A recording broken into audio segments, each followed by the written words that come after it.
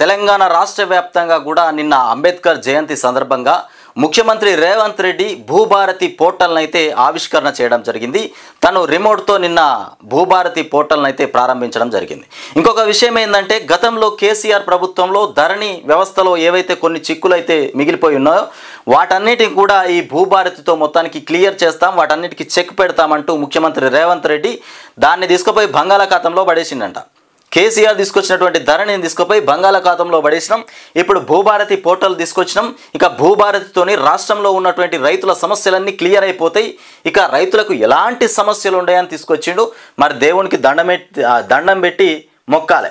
ఎందుకంటే ముఖ్యమంత్రి రేవంత్ రెడ్డి కేసీఆర్ తీసుకొచ్చిన పని ఏది కూడా రాష్ట్రంలో నిలకడ లేకుండా చేస్తూ ఉన్నాడు.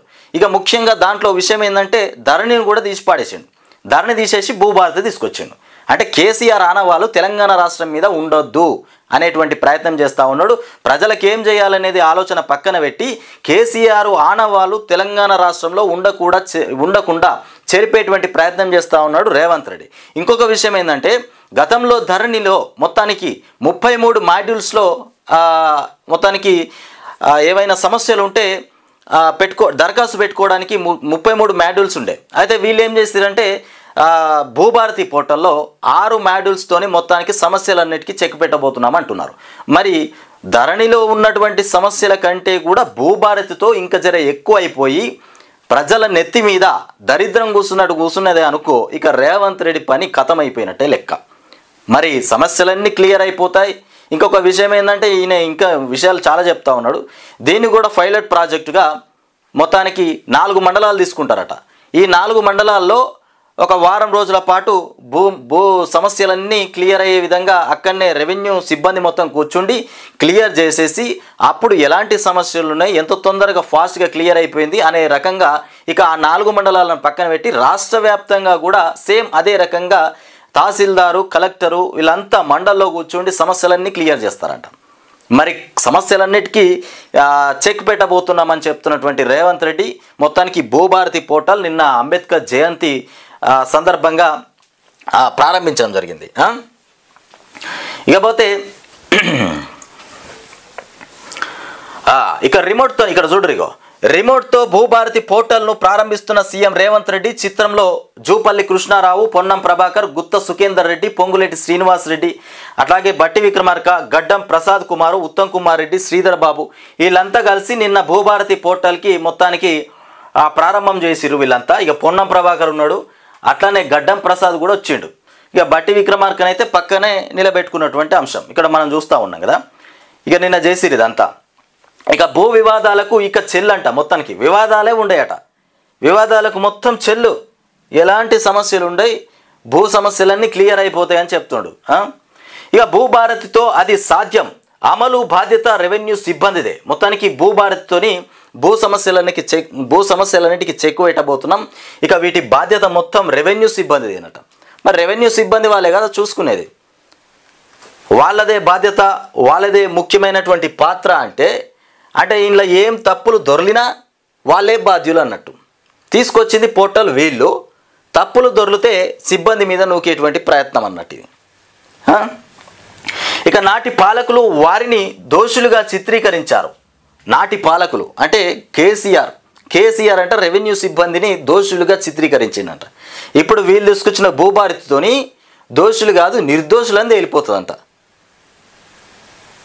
ఇక నాటి ముఖ్యమంత్రి ఎలా దూషించారో చూశారు. ఇక రెవెన్యూ శాఖ పైన మొత్తానికి సృష్టించినటువంటి అపోహల్ని తొలగించుకునేలా కూడా పనిచేద్దాం.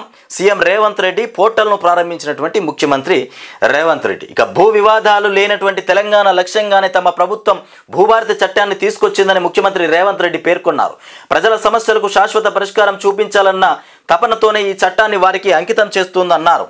ఇక భూభారతి పోర్టల్ను కూడా ముఖ్యమంత్రి రేవంత్ రెడ్డి హైదరాబాద్లోని శిల్పకళా వేదికలో సోమవారం ఆవిష్కరించారు. ఈ సందర్భంగా ఆయన మాట్లాడారు. తెలంగాణ ప్రాంతంలో 100 ఏళ్ల నుంచి కూడా భూమి చుట్టూనే పోరాటాలు జరిగాయి.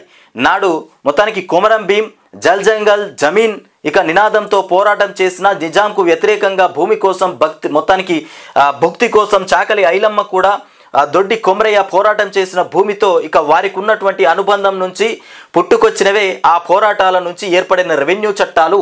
ఇక ఆ సమస్యలకు శాశ్వత పరిష్కారం చూపాలని నాటి కాంగ్రెస్ ప్రభుత్వం అప్పటి ప్రధాని మొత్తానికి ఇందిరాగాంధీ భావించారు. ఇక భూమిపై చర్చ ఎప్పుడో వచ్చినా ఇక బూర్గుల రామకృష్ణారావు దగ్గర నుంచి కూడా పివి నరసింహారావు వరకు చేపట్టినటువంటి భూ సంస్కరణలే గుర్తుకొస్తాయి.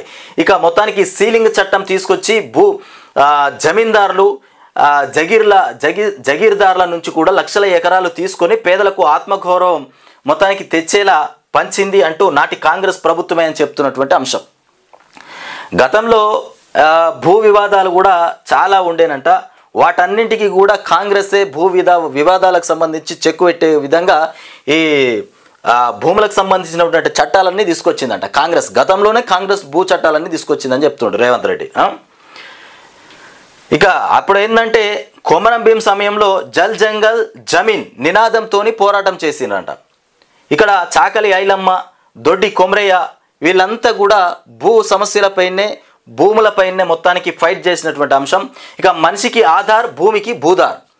మన మనసులకు ఎట్లయితే ఆధార్ కార్డు ఉంటుందో భూములకు కూడా భూదార్ అనేటువంటి కార్డు తీసుకొస్తున్నామని చెప్తాడు రేవంత్ రెడ్డి.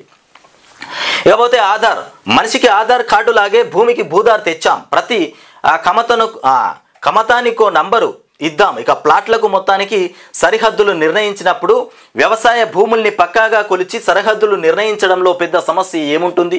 రాబోయే రోజుల్లో భూములకు పక్కాగా హద్దులను నిర్ణయించి భవిష్యత్తులో ఎలాంటి ఇబ్బందులు లేకుండా చూసుకుందాం. కొంతమంది వ్యక్తులు ఇక దురుద్దేశంతో రెవెన్యూ శాఖపై సృష్టించిన అపోహల్ని తొలగించుకునేటువంటి బాధ్యత మనందరిది అని చెప్తుండు. అయితే కొంతమంది దుష్టులు, దుర్మార్గులు అంటారు రెవెన్యూ శాఖ అంత దరిద్రం, రెవెన్యూ శాఖలో అంత దోపికమే ఉంటుందని ఎవరైతే మాట్లాడుతూ ఉంటారో ఆ మాటలన్నిటికీ చెక్ పెడదాం. ఒక ప్లాట్లకు ఎట్లయితే మనము ప్లాట్ నంబర్లు ఇచ్చి దాన్ని ఎట్లయితే క్రమబద్ధీకరణ చేసి చూపెడతామో, రిజిస్ట్రేషన్ చేస్తామో, వ్యవసాయ భూములను కూడా అట్లనే క్రమబద్ధీకరణ చేసి వాటికి కూడా నంబర్లు ఇచ్చేసి భూదార్ అనేటువంటి నంబర్ ఇచ్చేద్దామని చెప్తా ఉన్నాడు రేవంత్ రెడ్డి. ఇదంతా సాధ్యమయ్యేనా? కేసీఆర్ కూడా ఆలోచన చేసిండు. భూ సమస్యలన్నీ క్లియర్ కావాలి. గ్రామాన కలెక్టర్సు, ఆర్డీఓలు, ఎంఆర్ఓలు వీళ్ళందరూ గ్రామానికి వెళ్ళి భూ సమస్యలన్నీ క్లియర్ చేయాలని చాలా ఆలోచన చేసిండు. కానీ ఒక్కొక్క దగ్గర ఆలోచన విధానం మీద కొన్ని ట్రై చేస్తే ఏం జరిగిందంటే అది చాలా పెద్ద వివాదాలకు దారితీసింది.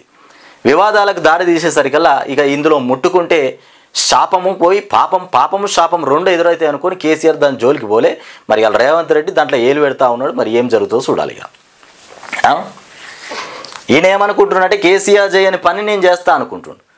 కానీ అది తిరిగి మరి తన నెత్తి మీదకి వస్తుంది. దరిద్రం అనేది మాత్రం మర్చిపోతుండు.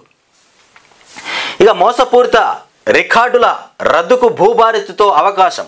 ప్రభుత్వ అసైన్ భూముల రక్షణకు కూడా CCLAకు ఆధారాలు.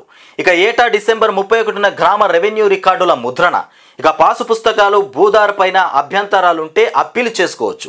ఒకవేళ పాస్ పుస్తకాలు భూదార్ పైన ఏమైనా అభ్యంతరాలు ఉంటే అప్పీల్ చేసుకోవడానికి కూడా అవకాశం ఉందంట. ఇక